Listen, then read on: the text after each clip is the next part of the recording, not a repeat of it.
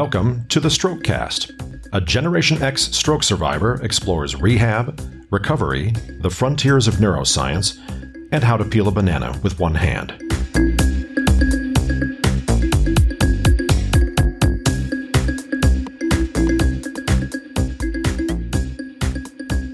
Hello, I'm Bill Monroe, and welcome to episode 11 of Strokecast. You know, if you've listened to all of these episodes so far, you know that I spent nearly all of June 2017 in the hospital after my stroke. When I went home on July 1st, I wasn't quite ready to start outpatient rehab. So my therapy team at the hospital excitedly set me up with a program called Rehab Without Walls. For 6 weeks after I got home, PT Elisa, OT Micayla, and PT Aide Cory came to my apartment multiple times a week for 90-minute therapy sessions. We did stretching exercises, gait training, e-stim, and, other standard therapy stuff. But it went beyond that. They got me set up for my second and much more appropriate AFO. They helped me stretch myself further. They connected me with a driving therapist so I could get back on the road. And they set up a custom exercise program. The work didn't stop at my apartment, though. We went outside. Instead of setting a goal to walk up and down the hallway so many times, we set a plan so I could climb the hills that led to my apartment. We built up to walking to the grocery store and back, walking to the donut shop and to Starbucks to ensure I had my priorities in order. For my final session with Rehab Without Walls, Cory and I walked all the way to my local Kaiten sushi bar for lunch. At the hospital, the team had given me a fantastic foundation for recovery. After discharge, the Rehab Without Walls team built on that foundation so I could go beyond my home as I transitioned back to real life. Rehab Without Walls operates in metropolitan areas around the country. You can learn a lot more at rehabwithoutwalls.com or just keep listening. Because this week I speak with Robyn Weiss. Robyn is the Community Relations Manager for the Pacific Northwest region of Rehab Without Walls. Robyn is a physical therapist with a passion for neuro rehab and loves talking about it. She also loves working with folks who have spinal and brain injuries, with pediatric patients, and with people dealing with neuropathy. Robyn grew up in Sitka, Alaska, and Portland, Oregon. She did her undergraduate work at Lewis and Clark College and finished up her graduate work at Purdue University in Indiana. She would go on to work in Arizona and Texas before returning to Seattle due to the amazing medical community and opportunities we have in the Seattle area. While she was in Texas, Robyn taught physical therapy as an assistant professor at the University of Texas for 8 years. A major part of her job was working with students who were starting their clinicals, helping them to make the jump from academics to actually working with patients. She would tell them, you need to get your patients to their best lives ever. That is your job. That is your mission. Robyn's philosophy is that a physical therapist needs to work with the whole person, not just the injury. She approaches patients with the idea that, okay, this is the situation, but what's next? What are we going to do with this new opportunity? Join us as Robyn and I chat about her background, her approach to care, and Rehab Without Walls in a noisy Starbucks in Seattle. So, Robyn, welcome to Strokecast. Well, thank you. I'm so glad we could make this work. I'm delighted to be able to share. Absolutely. So you are a PT and you work with the Rehab Without Walls program and have for a number of years. Why physical therapy? What inspired you to get involved with the physical therapy field? Physical therapy is, I always say there's a place for anyone in medicine. Anything you want to do. But PT to me really speaks to sort of rebuilding what was already there and giving those opportunities, even if there are limits to what the person has encountered, I like to push those boundaries. I like to walk alongside my patients and figure out what are the possibilities. And anywhere in PT, that's exactly what we do. We go on that journey with our patients. So it's a real neat experience with medicine where you're not just walking in, seeing a patient and having them leave, but you're literally going on a journey throughout their rehab. That's why I like PT. I think it's really interesting just how much time we spend in the hospital. And you think about the hospital and getting your treatment, you think about the doctors all the time and the physicians, but really I would see my physicians 15 minutes a day, maybe. But the PTs and the rest of, and the OTs and the the whole rehab team. Folks, the rehab team, would spend just hours and hours with them. See, and I want to thank you for that. Thank you for realizing that. No, and I'm not belittling what the doctor does. You know, the doctor gets you to where you are, does the repair work, but we're really the people that help you figure out how you're going to handle the rest of things. We're your support team, and I love the fact that you realize that. Thank you. Absolutely. And while PT doesn't have this particular challenge, I think speech therapy and occupational therapy have some of the absolute worst branding in the medical space. That's true. Even speech therapists, a lot of people will say, I don't need a speech therapist. It's like cognitive, what they do. Now, back in the day, when I first started PT, we sort of rolled all that up in one. Your PT was literally doing, it seems like, everything, especially in maybe a smaller marketplace. And I'm sure it was the same for the OT as well. But now we really have an identity as to what our true focus is in rehab. So it's come a long ways. Yeah, absolutely, and that's also why it's so important to think of them, as you mentioned, it's a support team. It is. That all works together. It is, and in Rehab Without Walls, that's one of our big distinctions, is we work as an interdisciplinary team. If our speech therapist needs more time, our PT allows for that to happen, or vice versa. So we think of it as a whole approach to what that patient needs. Absolutely. Yeah. Absolutely. So you've also taught PT students. I have. And what do you think is the most surprising thing that you see students encountering in the field, or the biggest challenge they have as they enter it? Sure, absolutely. I think one of the biggest things that I come across is it's such an educational driven field.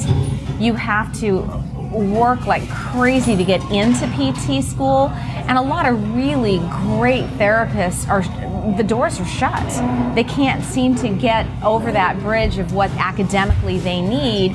So we end up getting a lot of PT students that just don't have that awareness that it is a hands-on, face-to-face, good conversation, and a real, back and forth between the PT and the patient, and they're lacking that skill. No bedside manner, so to speak. And that's a huge problem with a lot of the kids that are trying to get into PT school now, is they don't really realize how people-centric this field is. And it is. It truly is. Yes. One of the things I used to joke about when I was in my previous life working retail was that retail would be so much better if it wasn't for all those customers. Yes, exactly. That's the same philosophy that a lot of our students are faced with. It's like, I can academically get in and I can meet those challenges and I can do that work and learn every single, insertion and origin point of a muscle, but I can't talk to people? That's not going to work. It seems like the book knowledge is the easy part of the training and the school, and it's why the clinicals become so important. That's why the clinicals become so important, absolutely. And some PTs at that point might go more into research base if they just can't do that part. But I'm hoping that everybody that goes into a rehab therapeutic situation as schooling really has that passion to want to walk alongside their patient and not just stand and direct. That would be my push out to students that are looking at the field. It's a journey. It's a journey that you walk with your patient on. It's not a sit down and do 10 reps. That's the wrong approach. One of the things that I found in my experience working with Rehab Without Walls, Yes. when I was a client there, was that the focus appeared to be on getting me to do the things I needed to get done, or the things that I wanted to get done. I remember Right. working with my PT aide, where we would set, basic goals of, okay, let's walk up and down the steep hills outside my apartment, or let's set this next Yes. goal. I want to make sure I can get to Top Pot Donuts and to Starbucks and back. Absolutely. And why not? Why not actually ask our patients, what is it you want to achieve, or what is it that you feel is the necessity in your life to feel your normal returning? And let's focus on those. Now, I can still make sure I'm measuring gait and watching the arm swing and doing everything, but if that happens on a trip to Starbucks, great, even better than having it set in a clinical situation where you're, 3 months down the road, you're never going to be back there ever again, hopefully. So I agree with you. That's our philosophy, is to put your life into our rehab, not the other way around. Why don't you tell us a little bit more about Rehab Without Walls and what it is and how it got started and what it is today? Absolutely. So what we do is, most people think of PT as either you go to outpatient clinic or maybe you have a home health come in. We're a wonderful variant of those skill sets, and we're really beating to the drum of our patients' lives.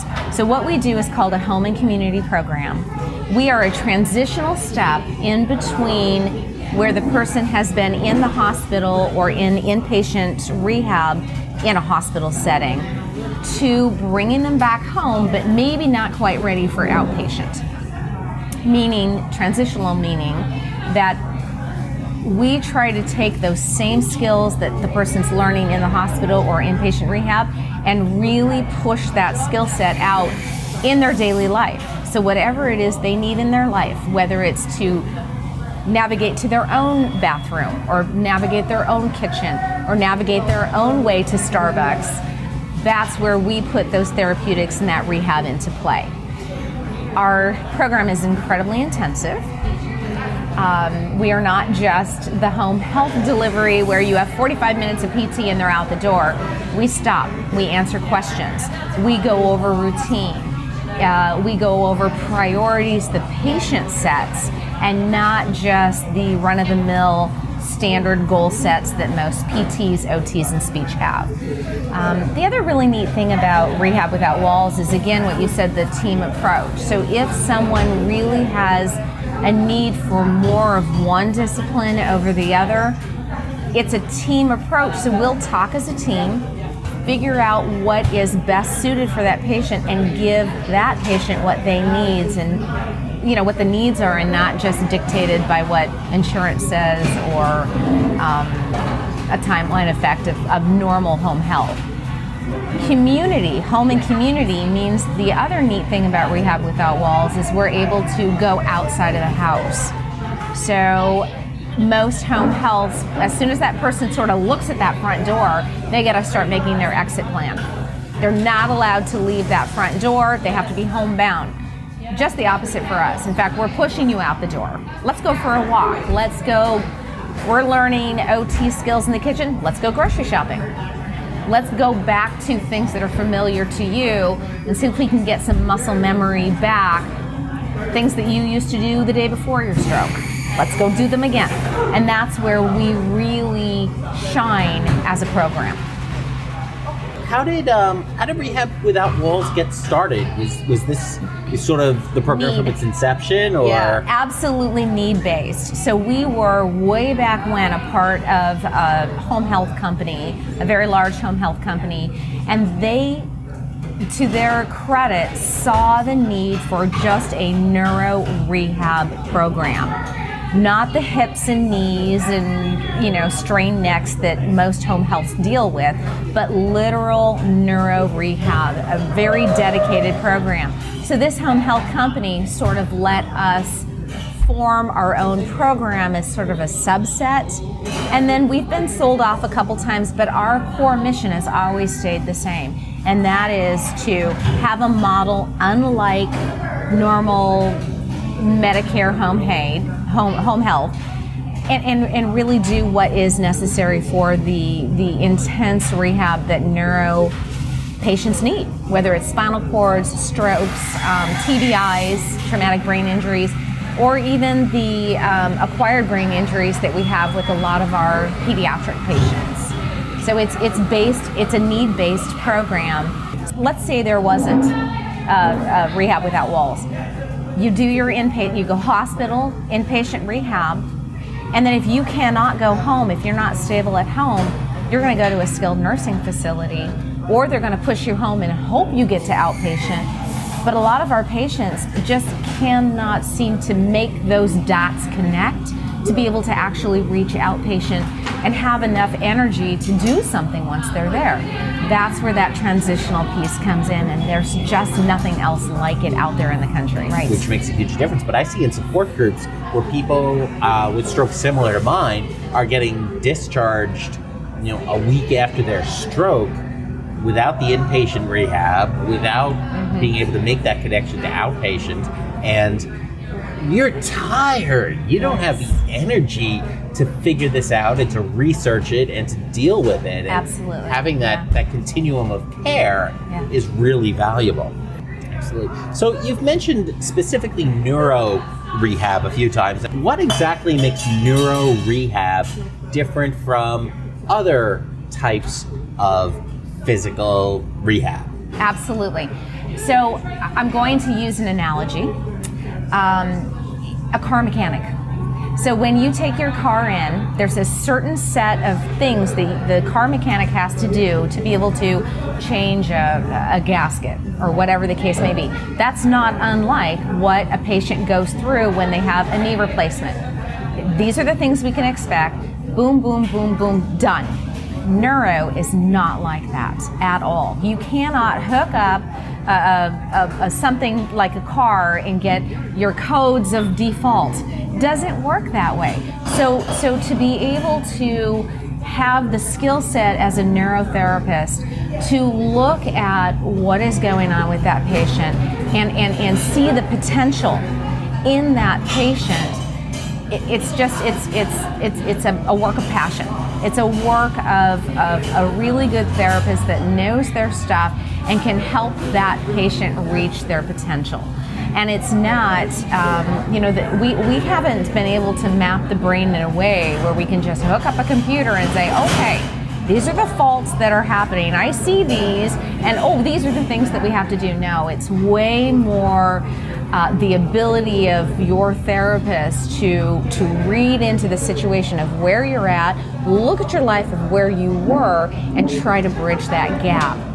We're not doing the work, we're helping you do the work, and that's the difference. Every other specialty within, even cardiology, it's so by the book. It's so mechanical driven. This PT is not.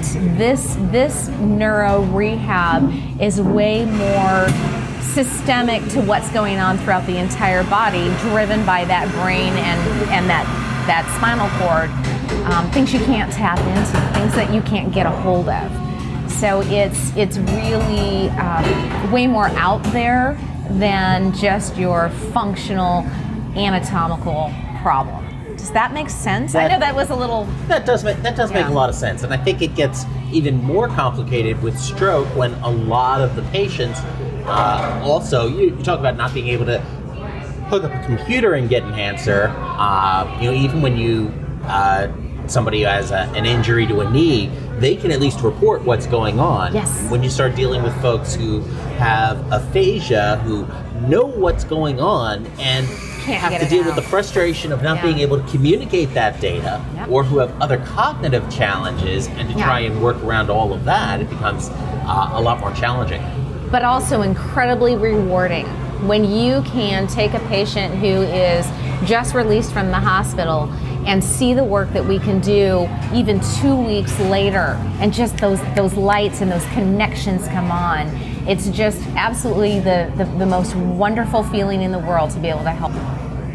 You know, as you look at expanding and adding more, a lot of that comes down to bringing on more therapists and more team members. And everybody I've met with Rehab Without Walls has certainly seems very happy with what they do, Yes. whether they're full-time with the organization or whether they are working as, essentially contractors. Right, per diem. With the per diem. Yeah.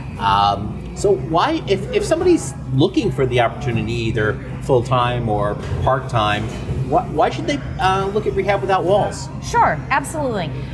The way I explain it the best is if you are driven to have that passion to work with neurocare, whether it's, again, TBIs or have that spinal cord, and even our pediatric cases, it may not be something that you're doing in your day-to-day life, but those are those prime cases that we all got into the business to do if you have that real passion. So we are able to give you those clients to work with on a real intimate level, that you're working one-on-one alongside them on their recovery journey. So it's a way for you to go ahead and have your daily life as, let's say, a speech therapist working in a clinic or in a hospital, but then you get that extra joy of working one-on-one with somebody in their house. So you may not have a lot of clients from us. We spread it out pretty well, but it's a wonderful way to really have on a per diem basis those absolutely dynamic cases that remind you why you went into this field to begin with. So we've got the good patients. That's what I say. Anyway. Well, at least my therapist said the good patients. Yes. Yeah, well, there you go. Yeah. What I think is also interesting too is to think that each of my sessions would last an hour and a half, as opposed to what you'll see in a hospital or in an outpatient scenario, which means the patient contact to paperwork ratio is probably much more in favor of the therapist than in some other settings. Now that gets a little tricky for us as far as just the payment scale these days. Everything seems to be built around 45-minute sessions with the therapist, and that is just not our model, and it never will be. We will never change. The reason is because with neuro, you have to have a higher ratio of contact hours with patient, because we need that time to get you warmed up, to get your brain engaged, to work on all of the situations that you need, plus answer all of your questions and work with families when we're working with pediatrics or caregivers. You cannot do that in a UPS drive-by where you're on the clock and you're like, can't answer questions because I've got 45 minutes and I got to do these goals. It's not like that. If the shift during the session moves towards stair climbing because that's what the client needs, we're going to do it. And we're not going to be set by a goal sheet that's predetermined. We're going to do what you need in your home for independence, for safety, and for pushing your boundaries. We do amazing work, and our patients do amazing work, and our families do amazing work. So it's really rewarding. When you talk about that too, it also calls to mind another theme you've come back to, is that you mentioned the family a lot and the caregivers. And I think that's one of the things we talk about in therapy and rehab a lot, is that we don't necessarily talk a lot about the caregivers. And number one for caregivers is keep yourself safe, physically, mentally, get the rest you need, get the resources that you need. You can't sacrifice your health and safety, your own mental well-being, absolutely, just for a stroke survivor. Right. This is a whole new world for them as well. So as much as the stroke survivor has sort of gone, 0 to 80 in learning about neurology, because you probably didn't know a whole lot before you went into this situation, and now you're an expert. So is the family. The family is having to go 0 to 80 overnight as to what this all means. And why, and a lot of questions are, why did this happen? And what do I do now? And are these things I'm seeing in my family member normal? Should I be concerned? Will this go away? What will happen next? And these are all things that support groups, things that you're doing, things that we're doing can help reassure the family that they are on the right course of action, that they are doing things correctly, and just sharing their stories. So it's super important to involve family from the get-go and to treat them in with the patient scenario as much as possible. That's awesome. So if folks think they might be interested in learning more about Rehab Without Walls, where should they go? Absolutely. So I think the biggest resource out there would be our website. Newly designed, by the way. We've added the term Neuro Solutions to the end. So it's technically Rehab Without Walls Neuro Solutions, which really embodies what we're doing for continuum of care as well. And you can see that on the website. The website is www.rehabwithoutwalls.com. Easy enough, and you'll Yes. also find a link to that over at strokecast.com for this episode. Well, wonderful. Thank you so much. We enjoy that. Do you have any other things you'd like to plug, or any book recommendations? Oh, goodness. One of the things about young stroke survivors is that there's not a lot of good media out there for them. It tends to be all about dementia or Alzheimer's or geriatric conditions. And I just want to say that there are good, books and programs about that. Don't be afraid to look at those, even though they might not pertain to you, and you might say, but I'm only in my 40s and I don't want to watch something about an older stroke.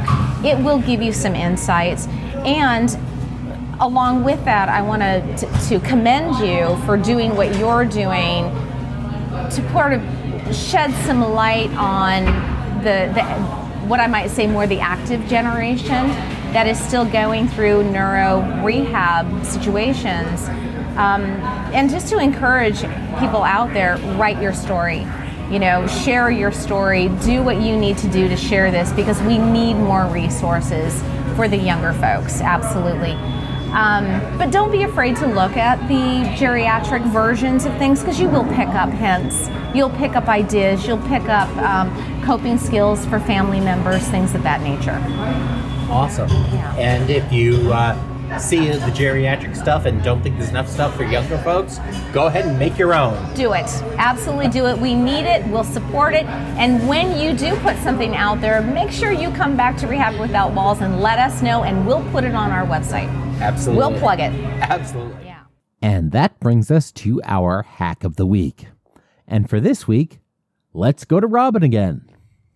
One of the ones from my PT world that I see a lot is when you have gone through an extended amount of bed rest, chair sitting when you used to be very active. A lot of times that lower back and those hamstrings can get very, very tender, they hurt. And a lot of low back pain is caused by tight hamstrings. I suggest when you are sitting, working on the computer, and no matter what height you are, to put a small step stool underneath your feet to raise your knees up. That helps you stretch those hamstrings, having a little more angle. So if you're sitting watching TV, if you're doing any kind of amount of sitting, put a little step stool underneath your feet, get those knees slightly elevated above your hips, and that will automatically help to strengthen and keep tone in your hamstrings, keep a little stretch going, and it'll also help relieve pressure on your back, which I'm sure you can attest to when you're active and all of a sudden you're bed rest, sitting more than you usually work, your back starts to hurt. So that's my tip, my little hack. Keep a little step stool, put it under your feet, raise those knees, and that will help relieve pressure. Awesome. So now I can count scrolling through Facebook as physical therapy time. You know what? I like that. Absolutely. Well, thank you for joining us, Robyn. My pleasure. Thank you for inviting me. So that's it for this week. What are your thoughts about this type of program? let us know in the comments for episode 11 at strokecast.com. If you want to learn more about Rehab Without Walls or find out if the program is available in your area, check out rehabwithoutwalls.com. Next time you find yourself sitting at the couch or sitting at your computer, make sure you go ahead and prop those feet up to stretch those hamstrings out. And if you enjoyed this episode, please subscribe in your favorite podcast app or share this episode with a friend. And as always, don't get best, get better. Thanks a lot. I'm Bill Monroe, and I'll talk to you next week.